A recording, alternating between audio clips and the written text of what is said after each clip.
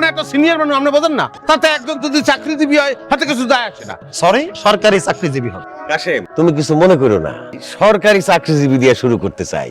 যে স্যাক্রিফাইস করে হেই বড়। আমি স্যাক্রিফাইস করলাম। মাসুদ, জি প্যান্ট তোমার পছন্দ হয়েছে না? মুই কি লুলা? মোর কি ঠ্যাং একটা? আর দুই ঠ্যাঙ্গের ব্যবস্থা করছেন আপনি। আমার লাগি আপনি ব্যবস্থা করছেন একটা ঠ্যাঙ্গের। আর একটা ঠ্যাং কি কাটিয়ে আলাম আপনার লাগি? এই যে অপমান, আজকে আমার যে অপমান করছে। আমার যে এক ঠ্যাঙ্গের ব্যবস্থা করছে আর একটা ঠ্যাঙ্গের ব্যবস্থা করে না। এই এক ঠ্যাঙ্গের ব্যবস্থা করছে, করবে কি করবে না হাতে কিছু যায় আসে না।